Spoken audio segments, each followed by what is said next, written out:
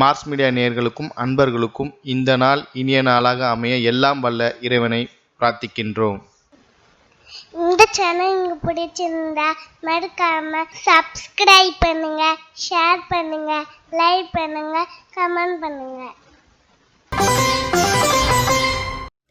எனதருமை கன்னி ராசி நேயர்களே, இந்த பதிவில் நம்ம என்ன பார்க்க போறோம் அப்படின்னா, குரோதி ஆண்டு வைகாசி மாத ராசி பலன். இந்த வைகாசி மாதத்துல உங்களுக்கு எந்தெந்த கிரகங்கள் அற்புதமா வேலை செய்ய போறது, எந்தெந்த கிரகங்கள் மூலமா நீங்க கவனமா இருக்கணும், பரிகாரமா என்ன பண்ணினா ரொம்ப விசேஷம் அப்படிங்கிறத பத்திலாம் நம்ம இப்ப தெளிவா பார்க்க போறோம்.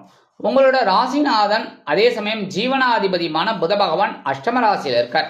பரவாயில்ல, அஷ்டம ராசியில இருக்கிறது ஒன்றும் பெரிய பாதகங்கள் கிடையாது, நல்லதுதான். ஏன்னா மறைவு அப்படின்னாலும் இந்த இடத்துல புதன் சுக்கிரன் இதெல்லாம் இருந்தா ஓரளவுக்கு அனுகூலம் இருக்குங்க. உடல் ஆரோக்கியம் சிறப்பா இருக்கும். 24/5/2024 இருந்து இந்த புத பகவான் பாக்கியஸ்தானமாகிய 9ஆம் இடத்துக்கு வந்து சூரிய பகவானுடன் இணைந்து புத ஆதித்ய யோகம் பெற்று செஞ்சிருக்கிறார். அதனாலே இந்த கல்வி பயிலும் மாணவ மாணவிகளுக்கு கல்வியில் அபரிமிதமான ஒரு முன்னேற்றம் உண்டாகும். தந்தையார் ஆதரவாக இருப்பார். தந்தை வழி உறவினர்கள் ஆதரவா இருப்பாங்க. பூர்வீக சொத்துக்கள் உங்க கைக்கு வரத்துக்கு வாய்ப்புகள் இருக்குங்க. எழுத்து மற்றும் அச்சுத்துறையில் இருக்கும் அன்பர்களுக்கு அநேகமாக புதிய வாய்ப்புகள் வந்து சேரும். 9/6/2024 முதல் இந்த புத பகவான் ஜீவனஸ்தானமாகிய 10ஆம் இடத்துக்கு வந்து ஆட்சி அமைக்கிறார். உத்தியோகத்துல நீங்க எதிர்பார்க்கிற ஒரு பரபரப்பான சூழ்நிலை இருக்கும். அதேமாதிரி தொழில் வியாபாரம் நிமித்தமாக சில பயண வாய்ப்புகளின் மூலம் புதிய ஒப்பந்தங்கள் வந்து சேரும். அதனாலே சுறுசுறுப்பா இருப்பீங்க. 2/9 கூடைய அதிபதி சுக்கிர பகவான் மாத ஆரம்பத்தில் அஷ்டம ராசியில இருக்கிறது ரொம்ப விசேஷம்.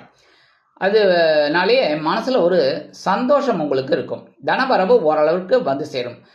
தந்தை வழி உறவினர்களின் மூலம் சில முக்கியமான முன்னேற்றங்கள் கிடைக்கும். 20/5/2024 முதல் இந்த சுக்கிர பகவான் பாக்கியஸ்தானமாகிய 9ஆம் இடத்துக்கு வந்து ஆட்சி அமைக்கிறது ரொம்ப அற்புதம். எடுக்கிற காரியங்கள்லாம் இப்ப டக்கு டக்கு டக்கு டக்குன்னு முடியும். உத்தியோகத்துல ஒரு உயர்வுகள், தொழில் வியாபாரத்துல ஒரு முன்னேற்றம் இதெல்லாம் இருக்கிறதுக்கு வாய்ப்புகள் இருக்குங்க. திடீர்னு எதிர்பாராத ஒரு பண வரவும் உங்களுக்கு வரத்துக்கு வாய்ப்புகள் இருக்குங்க. 13/6/2024 முதல் இந்த சுக்கிர பகவான் ஜீவனஸ்தானமாக 10ஆம் இடத்துக்கு வரதுனால உத்தியோகத்துல கொஞ்சம் வேலை நெருக்கடி இருக்கும். அதாவது வேலை பலு, அதெல்லாம் கொஞ்சம் கரெக்டா மீட் அவுட் பண்ணிக்கோங்க. அதே மாதிரி தொழில் வியாபாரத்தையும் கொஞ்சம் வேக வேகமா வேலை செய்யற மாதிரி ஒரு பரபரப்பான சூழல் இருக்கும். அதெல்லாம் நீங்க அட்ஜஸ்ட் பண்ணிட்டு வேலை செய்யறது நல்லதுங்க. 3/8 கூடைய அதிபதி செவ்வாய் பகவான் மாத ஆரம்பத்துல கலத்திரஸ்தானத்துல இருக்கார். அடுத்தபடியா 31/5/2024 இருந்து அஷ்டம ராசியான 8ஆம் இடத்துக்கு வந்து ஆட்சி அமைக்கிறார். 7, 8 இந்த இடமெல்லாம் வந்து கொஞ்சம் சுமாரான இடம், மத்தியமமான பலன்களை தான் கொடுப்பார். அதனாலே நீங்க என்ன பண்ணணும்னா கவனமா இருக்கணும். எல்லா விஷயத்திலையும் நண்பர்கள் விஷயத்துல கொஞ்சம் ரொம்ப ரொம்ப கவனமா இருக்கணும். அதே மாதிரி உடல் ஆரோக்கியத்துல கொஞ்சம் கவனம் எடுத்துக்கோங்க.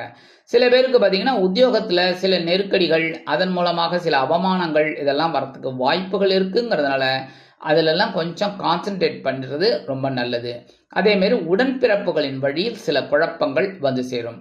அது மாதிரி எடுக்கிற காரியங்கள்லாம் கொஞ்சம் காலதாமதம் ஆகும். எல்லா விஷயத்திலையும் முக்கியமா வாகன பயணங்கள்ல ரொம்ப கவனமா இருக்கணும்.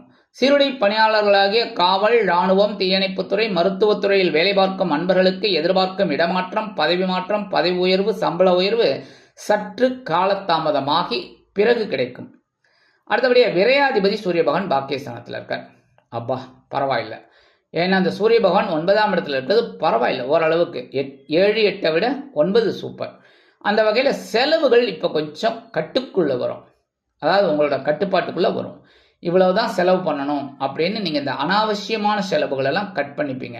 அதனாலே உங்களுக்கு ஒரு சேமிக்கிற ஒரு ஆற்றல் இந்த மாசம் உங்களுக்கு கிடைக்கும். அடுத்தபடியா தந்தையார் ஆதரவா இருப்பார்.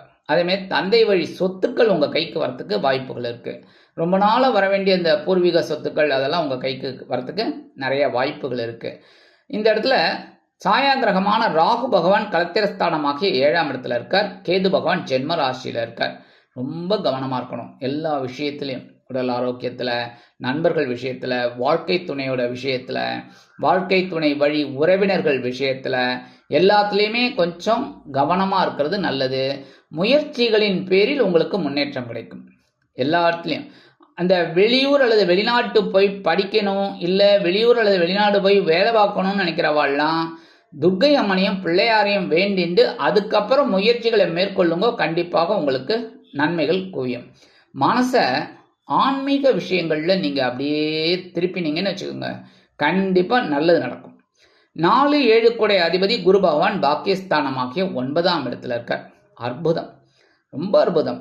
இருக்கிற காரியங்கள்லாம் இப்ப டக்குன்னு முடியும். எவ்வளோ பிரச்சனைகள் உங்களுக்கு, ஏகப்பட்ட குழப்பங்கள், அதெல்லாம் இப்ப போகும். உறவினர்கள் பலமா இருப்பா.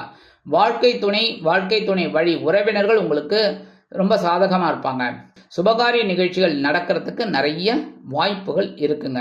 திடீர்னு வெளியூர் அல்லது வெளிநாட்டு பயணங்கள் உங்களுக்கு அற்புதமாக நிறைவேறும். குருவோட பார்வை அப்படின்னு பார்த்தீங்கன்னா உங்களோட ஜென்மராசியில விழறதுனால, ஜென்மராசியில கேது பகவான் இருந்தா கூட குருவோட பார்வையை வாங்கிக்கிறாங்கும் போது மனசுல சந்தோஷம் இருக்கும். அதனால ஆன்மீக விஷயங்கள், புனித தல யாத்திரை செல்லக்கூடிய விஷயங்கள் இதெல்லாம் உங்களுக்கு பலிதமாகும். அடுத்தபடியா 7ஆம் பார்வை உங்களோட முயற்சி ஸ்தானமாகிய 3ஆம் இடத்துல விழுறதுனால உடன்பிறப்புகளின் வழியில் எவ்வளவு குழப்பங்கள் பிரச்சனைகள் இருந்தாலும் ஆதரவு உண்டு. அதே மாதிரி அரசியல்வாதிகளுக்கு முன்னேற்றம், அரசாங்கத்துறையில் இருக்கிறவாளுக்கெல்லாம் உயர்வுகள், இதெல்லாம் கிடைக்கிறதுக்கு வாய்ப்புகள் இருக்கு. முக்கியமா உங்களோட முயற்சிகள்லாம் இப்ப பலிதமாகும். அடுத்தபடியா 9ஆம் பார்வையாக உங்களோட பஞ்சமஸ்தானமாகிய 5ஆம் இடத்தை பார்க்கறதுனால குழந்தைகளின் மூலம் மன மகிழ்ச்சி ஏற்படும். குழந்தைகளின் வழியில் சில மங்கள காரியங்கள் நிறைவேறும்.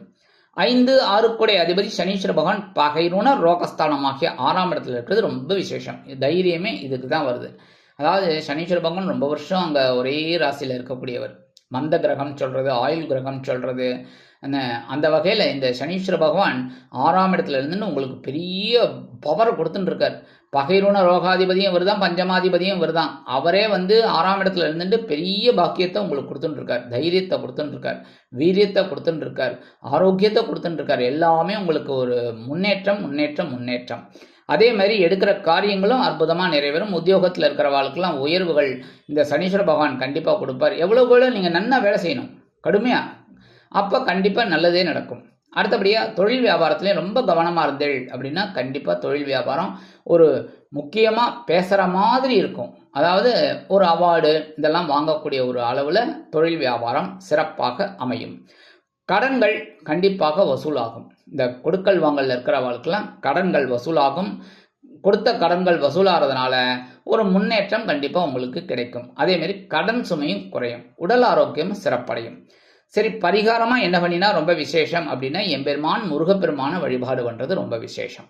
சரியா? ஏன்னா செவ்வாய் பகவான் 7-8 இடத்துல இருக்கார். அப்படிங்கிறதுனால கண்டிப்பா அந்த குழப்பம்லாம் குறையணும், உடல் ஆரோக்கியம் நல்லபடியா இருக்கணும் அப்படின்னா எம்பெருமான் முருகப்பெருமான வழிபாடு பண்ண கண்டிப்பா உங்களுக்கு நன்மைகள் குவியும். அடுத்தபடியா புற்றுக்கோயில் போயிட்டு வாங்க. இந்த ராகு கேது பிரீத்திக்காக செவ்வாய்க்கிழமை, வெள்ளிக்கிழமை, ஞாயிற்றுக்கிழமை 3 நாள் போக முடியாதவ ஒரு நாள் கண்டிப்பா போயிட்டு வாங்க. சரியா? நீங்களே டிசைட் பண்ணிக்கோங்க, செவ்வாய்க்கிழமை முடியுமா, வெள்ளிக்கிழமை முடியுமா, ஞாயிற்றுக்கிழமை முடியுமான்னு. என்ன அந்த வகையில இந்த புற்றுக்கோயில் போயிட்டு வருது மன அமைதியை கொடுக்கும், மனசுல இருக்கிற குழப்பங்கள் போகும்.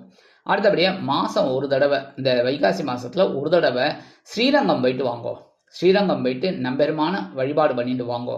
கண்டிப்பாக இந்த சிறு சிறு பரிகாரங்களின் மூலம் குரோதி ஆண்டு வைகாசி மாதம் ஒரு அற்புதமான ஏற்றம் தரும், மாற்றம் தரும் மாதமாக அமையும் என்று கூறி விடைபெறுகிறேன். நன்றி, வணக்கம். மீண்டும் ஒரு அருமையான பதிவில் நான் உங்களை மனமகிழ்ச்சியோடு சந்திக்கிறேன். வாழ்த்துக்கள். வாழ்க வளமுடன். இந்த சேனல் உங்களுக்கு பிடிச்சிருந்தா மறக்காம சப்ஸ்கிரைப் பண்ணுங்க, லைக் பண்ணுங்க, ஷேர் பண்ணுங்க.